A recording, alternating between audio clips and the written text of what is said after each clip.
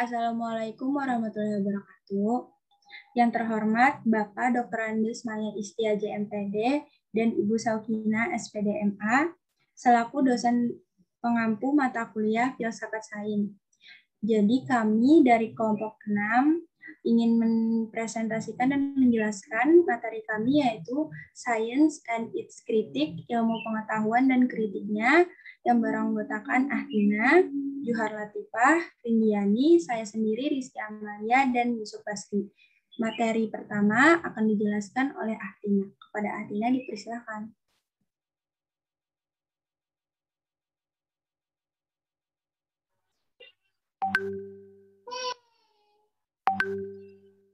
Pendapat beberapa feminis. Banyak orang yang menganggap bahwa ilmu pengetahuan atau sains merupakan hal yang baik untuk alasan yang jelas. Bagaimanapun, sains telah memberi kita banyak manfaat, seperti adanya listrik, air minum yang aman, udara, dan semuanya yang tidak diragukan lagi manfaatnya bagi manusia. Namun, terlepas dari kontribusi yang mengesankan bagi kesejahteraan manusia, sains bukan berarti tanpa kritik. Beberapa feminis berpendapat bahwa orang-orang dari persuasi agama sering merasa bahwa sains mengancam iman mereka. Dan yang kedua, para antropolog menuduh sains barat dengan arogan, menganggap superioritasnya atas pengetahuan dan kepercayaan budaya asli. Next. Saintisme.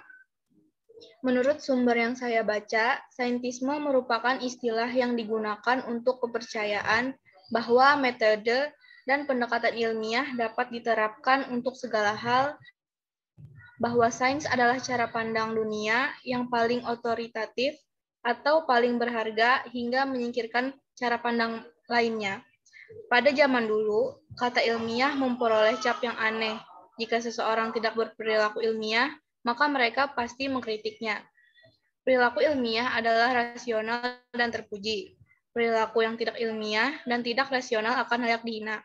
Sulit untuk mengetahui mengapa orang menyebut sesuatu yang ilmiah harus membawa konotasi ini. Tetapi mungkin berkaitan dengan status tinggi yang dipegang sains dalam masyarakat. Para ilmuwan diperlakukan sebagai ahli. Pendapat mereka secara teratur dicari tentang hal-hal yang penting secara sosial. Tentu saja, semua orang mengakui bahwa para ilmuwan terkadang juga salah. Misalnya pada penasihat ilmiah saat untuk memerintah di Inggris pada awal tahun 1990-an, ia menyatakan bahwa penyakit sapi gila tidak menimbulkan ancaman bagi manusia. Hanya untuk dibuktikan secara tragis keliru. Tapi cegukan sesekali ini cenderung tidak menggoyahkan kepercayaan publik pada sains atau penghargaan yang dipegang para ilmuwan. Di banyak negara, para ilmuwan dipandang sama seperti para pemimpin agama. Penentang saintisme berpendapat bahwa sains bukan satu-satunya bentuk upaya intelektual yang valid dan bukan satu-satunya cara untuk memahami dunia. Mereka sering menekankan bahwa mereka tidak anti-sains. Apa yang mereka lawan adalah asumsi bahwa metode ilmiah harus berlaku untuk setiap materi pelajaran. Jadi tujuan mereka bukanlah untuk menyerang sains, tetapi menempatkannya pada tempatnya dengan menolak gagasan bahwa pengetahuan ilmiah adalah semua pengetahuan yang ada. Next.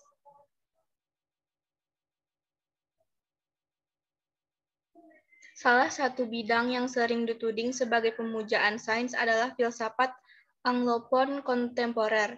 Filsafat mengajukan pertanyaan tentang sifat pengetahuan, moralitas, dan kesejahteraan manusia.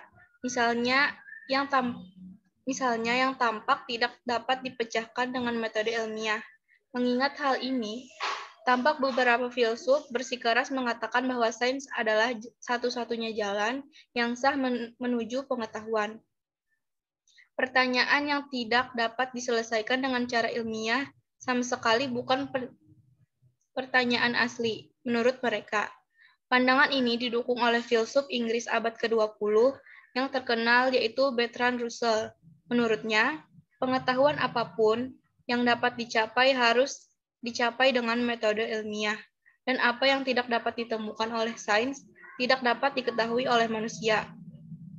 Dasar pandangan tersebut terletak pada doktrin yang disebut naturalisme, yang menekankan bahwa kita manusia adalah bagian tak terpisahkan dari dunia alam, bukan sesuatu yang terpisah darinya, seperti yang pernah diyakini.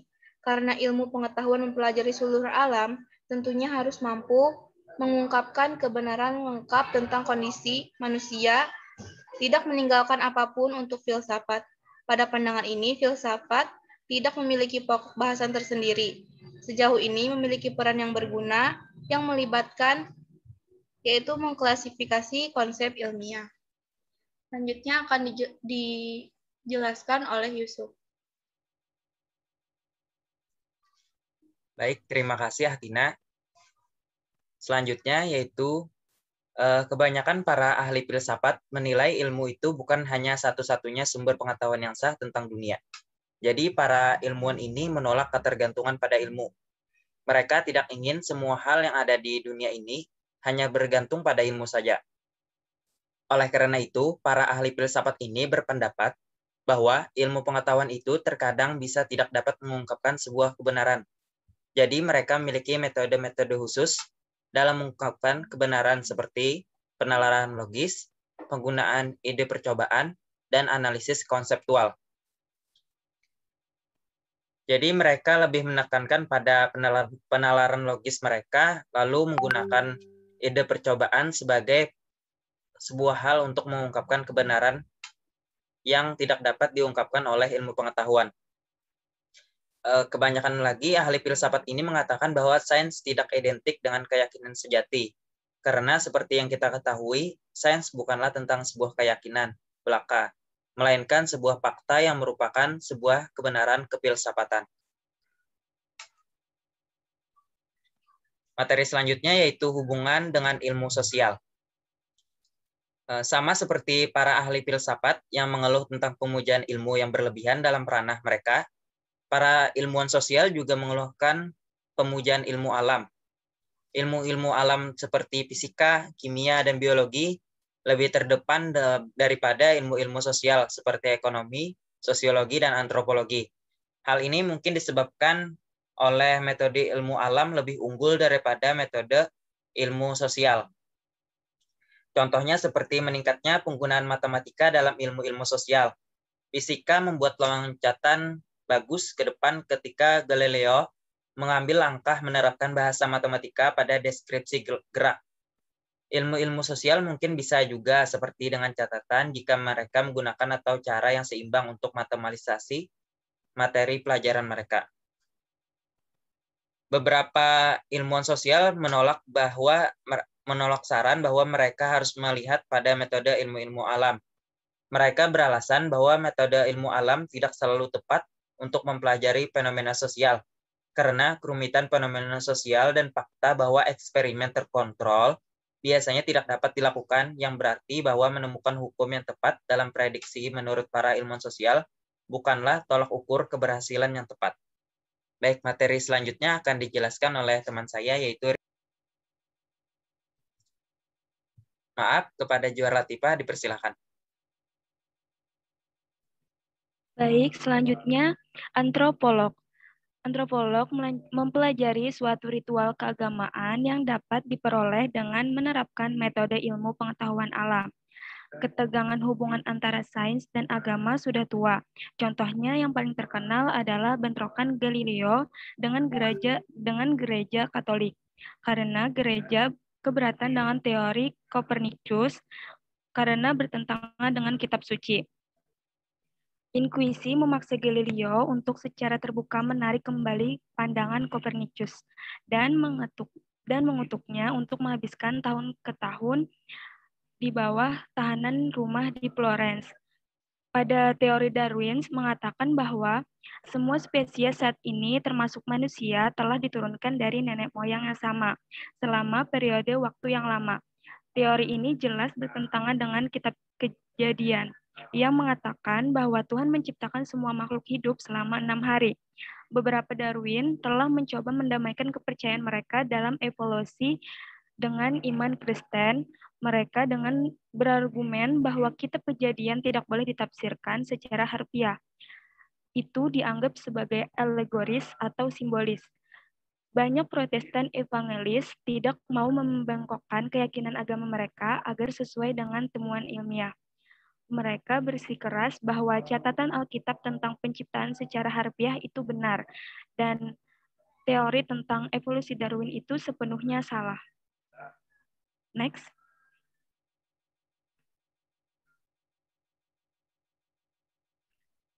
Sistem kompleks yang tidak dapat direduksi adalah sistem dengan sejumlah bagian yang saling berinteraksi yang masing-masing sangat penting untuk berfungsinya sistem menghapus atau mengubah salah satu bagian dan sistem itu rusak. Menurut pandangan Darwin, argumen desain cerdas lainnya yaitu bahwa catatan fosil tidak merata, terutama jika menyangkut nenek moyang Homo sapiens.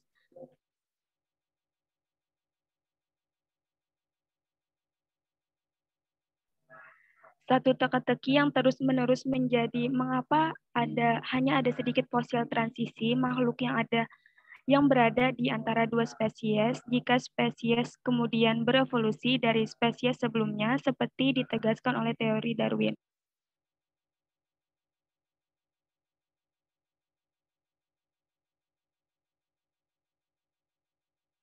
Dalam mendukung desain cerdas, telah menghidupkan kembali argumen bahwa organisme biologis menunjukkan kompleksitas yang tidak dapat direduksi dan tidak dapat berevolusi.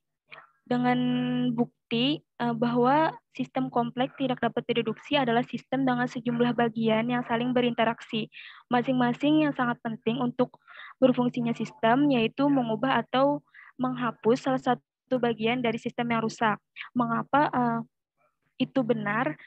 Karena organisme biologis dan sel-sel individu kompleks dalam pengertian ini memiliki fungsi yang bergantung pada aktivitas terkoordinasi dari banyaknya komponen biokimia, sehingga saling ketergantungan semacam ini mungkin tidak berkembang melalui seleksi alam, melainkan melalui desain cerdasnya.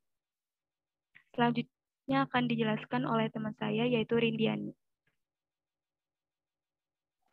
Baik, saya akan menjelaskan tentang sains bebas nilai. Semua orang akan setuju bahwa pengetahuan ilmiah terkadang telah digunakan untuk tujuan yang tidak etis, untuk membuat nuklir dan kimia senjata. Tetapi kasus-kasus seperti itu tidak menunjukkan bahwa ada sesuatu yang secara etis tidak pantas tentang pengetahuan ilmiah. Adalah penggunaan pengetahuan yang tidak etis.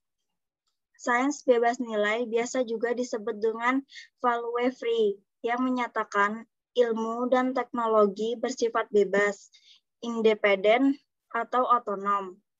Terlihat bahwa ilmu yang independen atau otonom tidak mempunyai terkaitan dengan nilai. Next. Selanjutnya, psikolog evolusioner. Psikolog evolusioner adalah bidang kontroversi dan praktisinya telah dituduh bias ideologis. Kontroversi ini berawal dari sosiobiologi perang tahun 1970-an dan 1980-an. Sosiobiologi manusia adalah disiplin pendahulu psikolog evolusioner dan dibagikan dengan itu komitmen untuk mencari penjelasan Darwin tentang manusia berperilaku. Next.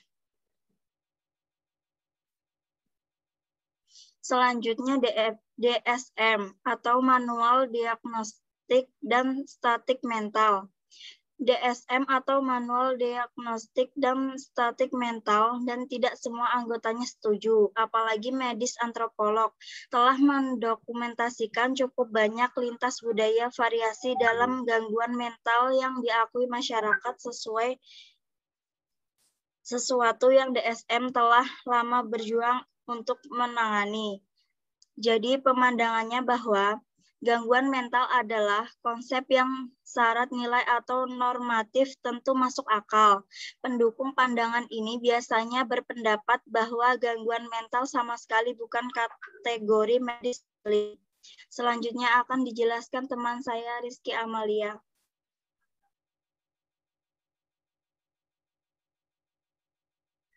Jadi perdebatan antara model medis dan pandangan bahwa gangguan mental sebagai sesuatu yang syarat nilai kompleks itu diawali oleh argumen dari psikiater Amerika Thomas Sachs dalam sebuah buku terkenal tahun 1961 berjudul The Myth of Mental Illness.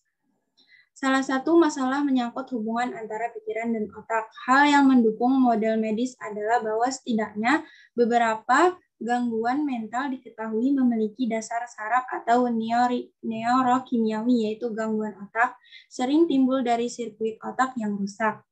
Yang pandangan tersebut menjadi pandangan umum dari psikiatri. Ada unsur konvensionalitas atau kesewenang-wenangan dalam apa yang dianggap sebagai gangguan mental. Itu ditandai dengan pertama, untuk beberapa gangguan mental seperti penyakit masa anak-anak, autisme, ADHD, dan ketidaksepakatan yang sedang berlangsung mengenai apakah mereka adalah gangguan tunggal dan terpadu sama sekali. Beberapa filsuf berpendapat bahwa setiap pembicaraan tentang gangguan atau penyakit, baik fisik maupun mental, pada dasarnya bersifat normatif dan syarat nilai. Next. Perbedaan antara fungsi dan efek samping dalam tubuh memiliki dasar objektif dalam fakta tentang sejarah evolusi. Jika seseorang menderita kelainan fisik, ini berarti tubuh mereka atau bagian darinya tidak berfungsi seperti seharusnya. Tetapi, bagaimanapun fisiologi manusia menunjukkan variasi yang cukup besar.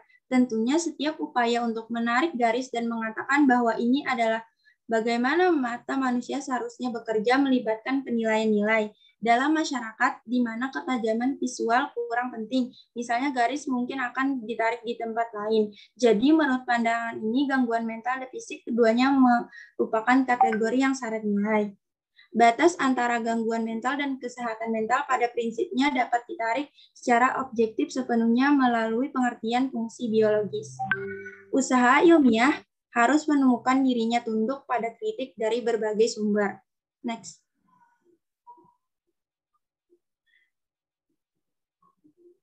Terakhir, refleksi filosofis pada kritik yang dilontarkan terhadap sains mungkin tidak menghasilkan jawaban akhir, tetapi dapat membantu mengisolasi isu-isu kunci dan mendorong diskusi yang rasional dan seimbang tentangnya.